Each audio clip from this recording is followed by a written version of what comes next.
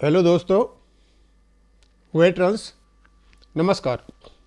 मैंने कहा था आपको कि जो 7 नंबर टेबल है उसमें सिपाही से लेकर सूबेदार मेजर तक और इवन ऑनरेरी कैप्टन तक की जो टेबल हैं उनको OROP 1 और OROP 2 यानी जो वर्तमान में पेंशन है और जो पेंशन OROP 2 हुई है उनके डिफरेंस को हम बताएंगे और कितना उनका एरियर बनता है वो भी हम आपको बताएंगे।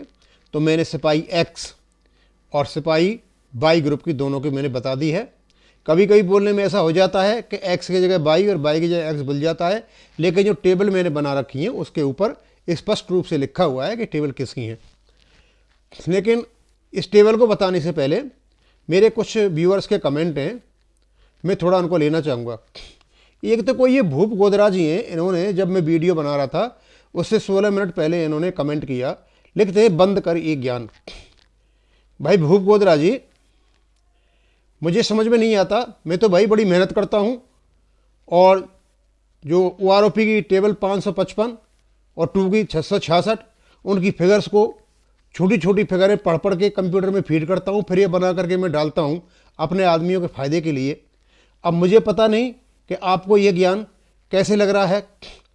हाँ, इतना ज़रूर है कि आप बहुत नॉन सीरियस व्यक्ति हो और एक नासमझी की बात आपने की है और आपने जो कमेंट किया है इससे लगता है तुम इडियट भी हो।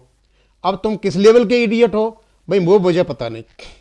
एक और कोई RV सिंह जी हैं, अपनी औकात में रहो YouTuber, don't compare JCOs OR with officers. JCOs and officers के लिए सेपरेट आर्मी इंस्ट्रक्शंस हैं, डिवाइड एंड रूल की पॉलिसी छोड़ दो सर जी। भाई RV सिंह जी, मुझे पता नहीं कि आप सिविलियंस हो या आप ऑफिसर हो या कोई JCOR में से हो। यदि आप सिविलियंस हो तो स्वाभाविक सी बात है कि आपको चीज़ों का पता नहीं है, तो आप कमेंट कर सकते हो। भाषा आपकी बहुत अच्छी है। मैं आपको बता दूं, ऑफिसर्स JCOR के लिए 7/11/2015 का नोटिफिकेशन एक ही है और एक ही उसमें शर्त है, वहाँ अलग अलग इंस्ट्रक्शंस नहीं है। और 1914 के बाद जब पहली ORP मिली थी उसके बाद उनका भी और हमारा भी 3% का इंक्रीमेंट है। लेकिन OROP 2 में उनकी कांस्टेंट वृद्धि मेजर्स की 12% है और लेफ्टिनेंट कर्नल से लेकर के लेफ्टिनेंट जनरल तक उनकी लगभग 9% की वृद्धि है, जो हमारी नहीं है। अब मैं ये मान के चलता हूँ आप ऑफिसर तो हो नहीं, क्योंकि पहले तुम बदतमीजी करते हो और बाद में तुम सर जी कहते हो, तो ऐसा ऑफिसर कोई करेगा नहीं। अब JCOR भी आप नहीं हो सकते हो, और यदि आप JCOR में हो तो भाई आप तो क्या स्तर है आपका वो मुझे पता नहीं। अभी मेरे एक व्यूअर ने कहा था कि सर टेबल नंबर 8 के बारे में बताएं। भैया टेबल नंबर 8 जो है वो एक्स ग्रुप की टेबल है और 1/1/2016 से लागू है, जिनको 62 का स्केल है। अब इन्होंने ये आर्टिफिशियली क्रिएटेड टेबल बना दी है, जिसके बारे में हमने PM, DM, honourable prime minister, honourable defence minister और माननीय डिफेंस सेक्रेटरी और DSW को लेटर लिखा हुआ है। और इसका एक पत्र एयरफोर्स के सार्जेंट ने honourable chief justice of India को भी लिखा हुआ है। और दूसरा ये बताना चाहता हूं, मैंने एक चार्ट डाला हुआ है, आपने देखा होगा, नायब सूबेदार ग्रुप एक्स का, जिसमें मैंने 7 नंबर टेबल और 8 नंबर टेबल दोनों को लिया है और 8 नंबर टेबल में से 1300 रुपये निकाल करके मैंने उसको जब निकाली फिगर तो उससे एवरेज निकल करके आ जाता है, और जब उससे एवरेज की तुलना 7 नंबर से करते हैं तो वो टैली नहीं होते हैं। इसका मतलब ये हुआ कि इन्होंने कोई भी ऐसी फिगर नहीं ली है जिससे ये पता चला है कि इनमें 2018 का मिनिमम और मैक्सिमम है। कईयों ने मेरे मोबाइल नंबर के बारे में पूछते हैं, जो भी मेरे से मोबाइल नंबर पूछता है उनके ही कमेंट में मैं रिप्लाई दे देता हूं और वहां आप मेरा मोबाइल नंबर देख सकते हो। और एक कोई रमन जी हैं, रमन जी कहते हैं साहब मैं 1980 में रिटायर हुआ था, 15 साल की मेरी सर्विस थी, और व्हाट अबाउट ACP और MACP।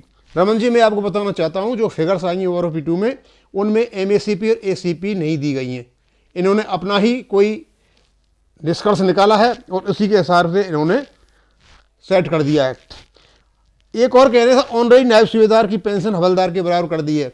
मैं ऑनररी न्यायसुधारों को बताना चाहता हूं कि ये आप जो कंप्लेंट कर रहे हो फालतू की कंप्लेंट है, कोई कंप्लेंट मत करो। आपको रेगुलर न्यायसुधार के बराबर माना हुआ है 631 सर्कुलर जो लीगल डॉक्यूमेंट है भारत सरकार का, और आप सीधे कोर्ट में जाइए, कंटेम्प्ट ऑफ कोर्ट डालिए और वहां से आपका ये सर्कुलर लागू होगा। अब क्यों हवलदारों के पीछे पड़े रहते हो? हाँ, कुछ ऑनररी न्यायसुधार हैं जिनके केस चले हुए हैं और उन्होंने बताया है कि उन्होंने वकीलों से बात हो गई है और वो कंटेम्प्ट ऑफ कोर्ट डाल रहे हैं। अब मैं आता हूं इस टेबल के ऊपर, ऑनररी नायक एक्स ग्रुप, और क्योंकि एक्स ग्रुप पहले आता है, वाई ग्रुप बाद में आएगा। तो आप देखोगे इनको, तो मैंने 0.5 यानी 6 महीने से मैंने इनकी फिगर ली है। तो पहले 6 महीने, 1 साल और 1.5 साल तक तो इनकी OROP2 की फिगर बढ़ती है। उसके बाद 2 साल से लेकर के 3.5 साल तक घट जाती है। फिर इनकी 4 साल से लेकर 6.5 साल तक बढ़ती है। फिर 7 साल से लेकर 8.5 साल तक फिर घट जाती है और उसके बाद इनकी फिगर बढ़ती है। और ये फिगर्स जो हैं इनकी, जो नायक एक्स ग्रुप है, इनकी जो नायक है उसकी लगभग 22 साल की सर्विस होती है। ये सारा मैंने दे रखा है और नीचे मैंने ये लगा रखा है 22 साल तक। तो 22 साल तक जो लगा रखा है, 22 साल तक ये ऊपर हरे में है और नीचे ये नीले में है। तो ये भी इनको फायदे वाला है, हराई समझ लेना, ये इसमें ऐसा हो गया है। तो ये इनके एरियर्स दे रखे हैं। तो पहला जो इसका है 6 साल का, 6 महीने का, जो कोई रिक्रूट होगा ट्रेनिंग के दरमियान, हो सकता है इसको कुछ चोट वगैरह लग गई हो, वो रिटायर हो गए हों, तो उनकी पेंशन है 15,250। और साथ में ही इनकी जो डिसेबिलिटी पेंशन होगी, इस पेंशन का 30% 50% के लिए और 75% के लिए 45% और 100% के लिए आप 60% और जोड़ लें, वो आपकी बेसिक पे होगी।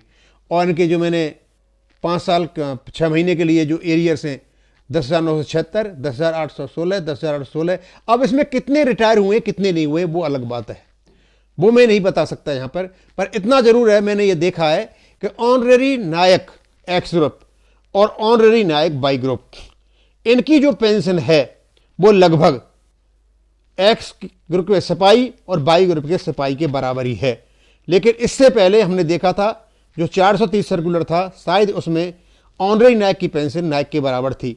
अब इन्होंने क्या क्या किया है ये तो यही जाने, बाद में इनका जब हम कंपैरिजन करेंगे आपस में मेल करके, इनको मिला करके, तब बताएंगे कि क्या क्या हुआ है ऑनररी नायक को और इनको समूह मिला करके पूरे को। तो अभी तो मुझे इनका केवल और केवल आपको ये बताना है कि इनके एरियर कितने बन रहे हैं। अब इस एरियर को देखने के बाद देखो, 6 महीने का बनता है 10,976, 10,816, 10,816, 13,224, 7,161, 18,032, 22,632, 3,241 और नीचे थोड़ा बहुत बढ़ता रहता है। अब समझ में नहीं आ रहा है कि इतनी छोटी सी अमाउंट को भी क्या या 4 किस्तों में देंगे, ये 2 साल तक देंगे। कम से कम यदि इस प्रकार का कोई केस है तो उनको ये जल्दी दे देनी चाहिए, क्योंकि ऐसे केस है कि लगभग 15 साल से पहले जो हमारी पेंशनेबल सर्विस होती है उससे पहले स्वाभाविक सी बात है कोई न कोई मेडिकल बोर्ड आउट हुआ होगा और उसकी ये पेंशन होगी। और 15 साल के बाद में भी होगा, क्योंकि सर्विस तो उनकी 22 साल की होती है, तो 22 साल में पूरी सर्विस होती है। उससे पहले भी यदि कोई गया होगा तो हो सकता है वो भी मेडिकल बोर्ड आउट हुआ हो या अपनी इच्छा से गया प्री मैच्योर, तो उस पर यह लागू होगा नहीं। हाँ, 2014 में 30 जून 2014 तक जो गया होगा उस पर लागू हो जाएगी, और उसके बाद एक साथ 2014 से जो PMR गया हुआ है उस पर ये लागू नहीं होगी। अब इस प्रकार के चार्ट हैं हमारे आते रहेंगे। इस प्रकार के लोग जो कमेंट करते हैं इनसे हम डरने वाले नहीं हैं, क्योंकि अब इनको मैं तो यही कहूँगा मिर्ची लग रही हैं। अब ये कौन लोग हैं कमेंट करते रहते हैं, क्यों आकर के मतलब इनको काम नहीं है भाई यही कमेंट करना है। ये हमारे जो सिपाही हैं, हमारे जो ORs हैं, JCOs हैं, ये उनके लिए बहुत काम की चीज़ है। और मेरे लिए तो भाई फ़ोन आकर के बताते हैं साहब बहुत अच्छा काम कर रहे हो आप, कम से कम हमारे पास ये तो पता चल जाएगा हमारे एरिया कितने बने। भाई सभी इंटेलिजेंट नहीं है, केवल मुझे लगता है बहुत कम लोग जिनके पास मोबाइल हैं या जिन जो जानकारी रखते हैं वो तो अपना कर लेते हैं। लेकिन काफ़ी लोग ऐसे हैं, काफ़ी पेंशनर ऐसे हैं, उनको पता नहीं चल पाता कि उनकी कितनी पेंशन बनती है कितनी नहीं। मेरे पास तो ऐसे ही फ़ोन आते हैं, फैमिली पेंशनर्स के आ रहे हैं, कई पेंशनर्स के आते हैं कि हमारा कितना एरियर बनेगा, क्योंकि वो कैलकुलेट नहीं कर पाते हैं। अब हमने कैलकुलेट करके ही बता दिया कि आपका इतना एरियर बनेगा, और ये 42 महीने का एरियर है दिसंबर 2022 तक, एक साथ 2019 से लेकर के और दिसंबर 2022 तक का एरियर है। अब क्योंकि आपको 4 किस्तों में मिलना है, अब 4 किस्तों में मिलना है तो आप लगा सकते हो कि उसके बाद जैसे जैसे एरियर आएगा आप इसका रिकॉर्ड रख सकते हो, और रिकॉर्ड रखने के बाद आप अपना पूरा हिसाब किताब देख सकते हो। बस इसको मैं यहीं ख़त्म करूँगा। थैंक यू, धन्यवाद।